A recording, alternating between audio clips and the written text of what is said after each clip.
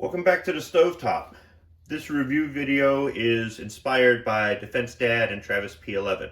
We were texting one day and they were talking about Scooter's Coffee. I didn't know what Scooter's Coffee was.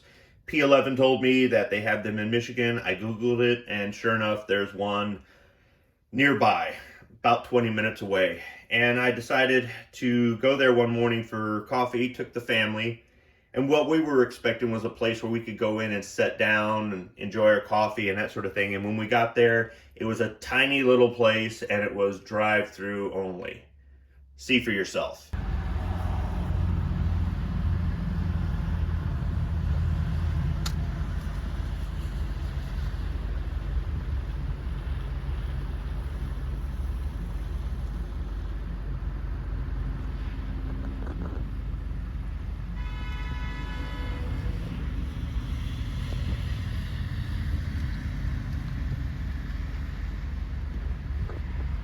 So despite that, we decided to go ahead and just get our coffee and drink it in the truck.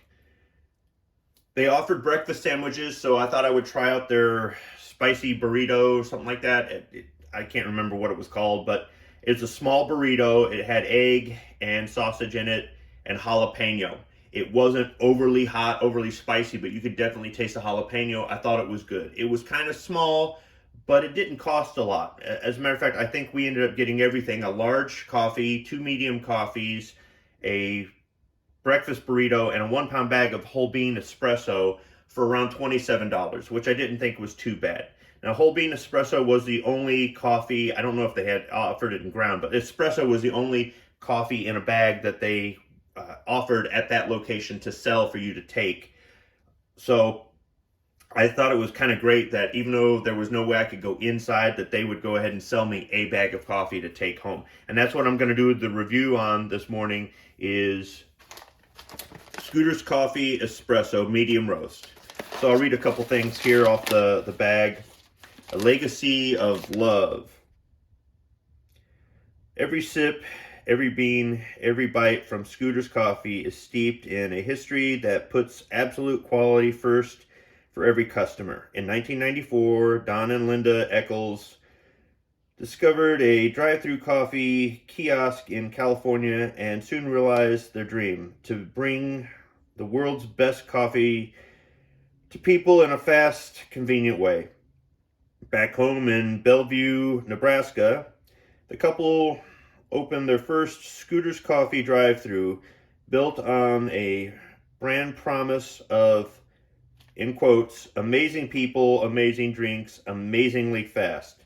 An overwhelming response helped the company grow into a beloved part of every community it joined. Today, the company's core values of integrity, love, humility, and courage shine through our teams, creating a lasting legacy of love for coffee and for the connection we have with people. Explore more at scootercoffee.com. So on the back here, it's got some information about the coffee. Scooter's Coffee buys directly from farmers and pays above market prices. These proud farmers can invest back into their family farms, their communities, and the environment. Learn more at scooterscoffee.com/relationship-coffee. I'll include this in the description section. Scooter's Coffee sources the top 10% of quality coffee beans individually hand-picked from farmers we know and trust. So it does have instructions here on the side. 1 to 2 tablespoons, 10 to 15 grams of medium coarse ground coffee for every 6 to 8 ounces of water. This is pretty much like most of the coffees that I get where they've got the brewing instructions where they're actually telling you how much to measure out. So it's pretty consistent with other coffees. So it's just in a simple black kind of maybe Mylar bag, and it's got a little tab up at the top here, open here for smiles, it says, and there's a little smile logo underneath it. So underneath it says hints of milk chocolate, caramel, and tropical fruit, roasted and packaged at Scooter's Coffee National Headquarters in sunny Omaha, Nebraska. This is a 12-ounce bag. I thought it was a 1-pound bag, so my mistake. So it's 3/4 of a pound. So let me see if I can get this tab open without ripping the bag. I'm just gonna fold this back here and fumble around with it.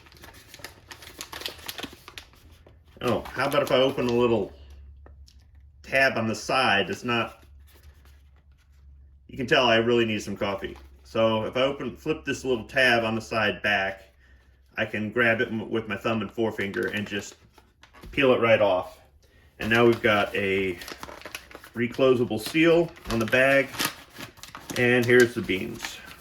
They're kind of a light color. Some of them are a little bit medium, but some of those, I don't know if you can tell, those are a little bit light. I don't see any oils. So I'll go ahead and grind this up. I'm gonna get it in Mr. Coffee. I'll go ahead and rinse the filter this time with reverse osmosis purified drinking water. Get back and try the first cup. Okay, I think Mr. Coffee's done hissing and gurgling. So I'll pour the first cup. It's really light in color. I filled that basket about 3/4 to 7/8 of the way.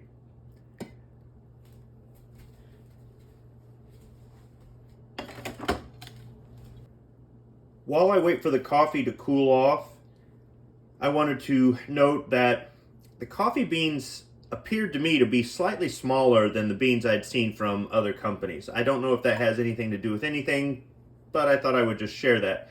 Also, when I ground it, the coffee beans kind of went powdery. Not completely, there were a few coarse pieces in there, but it kind of went powdery.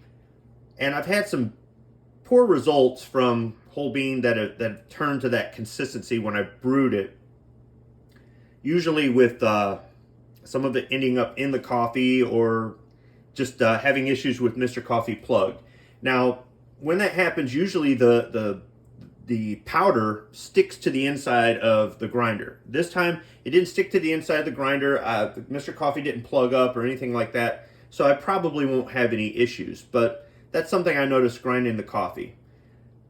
Now, between explaining that and the 5 takes it took for me to do this almost pointless part of the video, let me go up here and do the smell test. As usual, I have to explain that I have a poor sense of smell, so I'm not always the best judge. It just smells like coffee to me.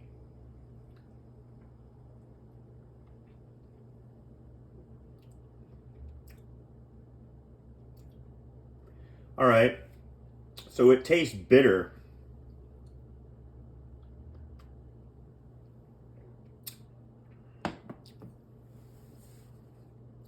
Yeah, not overly bitter. So after having a few sips of this, my taste buds are already getting used to the bitterness. There's a bit of an aftertaste. I'm getting a little bit used to that. The temperature's just right. Unlike the coffee I got from the drive-thru that was scalding hot and really didn't give me an opportunity to in my opinion, do a fair evaluation.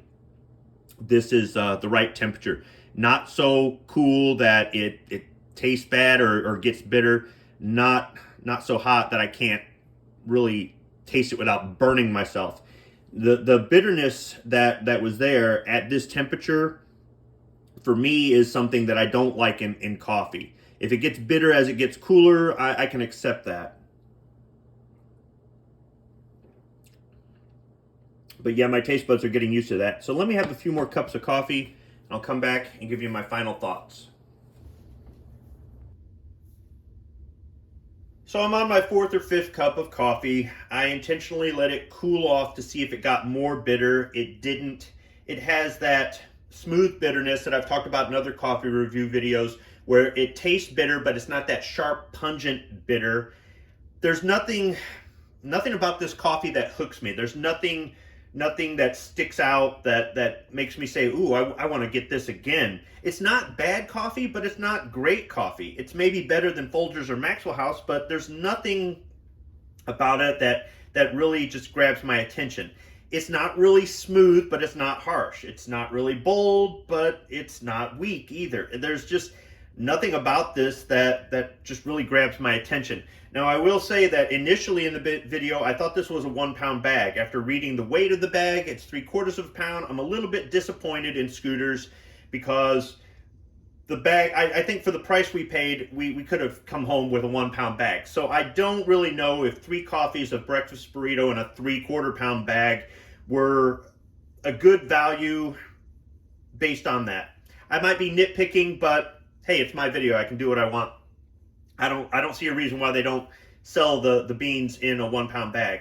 Now, the reason I have this single napkin with the Scooters logo on it to the right of the bag isn't just because I needed or I wanted a prop in the video with the logo. It's because they literally only gave me 1 napkin in the bag with the burrito. And if some of you have seen me eat, I might need more than 1 napkin. So, and I know Kingpin's out there going, dude, if you're at the drive-thru and you want more than 1 napkin, you have to ask. Okay, so here's the thing. Based off my experience with this coffee, I think, to be objective, I should give Scooters another try. At some point, I should go back to that Scooters or to another one and order a coffee. Maybe I'll do a tailgate review in the parking lot. Not now. It's winter. It's cold out. But maybe I'll deal with the background noise and set up the tripod and do a tailgate review in the parking lot. Or maybe I'll order a bag of something else off their online store and have it delivered home and do a review here on the stovetop or something like that. But maybe just give them another try, see if I have a positive experience, and see if there's maybe something else that they offer that maybe sticks out, something that I might recommend. But if you've never gone to a Scooters and you happen to have one in your area or in an area you're traveling through, you might want to give them a try. But I just don't know that you're going to like it or dislike it. I understand why the coffee was so hot. McDonald's does the same thing. They've got to have it hot so it tastes good. But if it's so hot that you got to wait to drink it, for me, that's just not something I like. That's one of the reasons I don't get McDonald's coffee. So I think I'll just do another video somewhere down the road. Stay tuned. Otherwise, Scooters Espresso, if you like just plain old coffee, it's fine. But for the price and for the size of the bag, I just can't recommend it. Thanks for watching.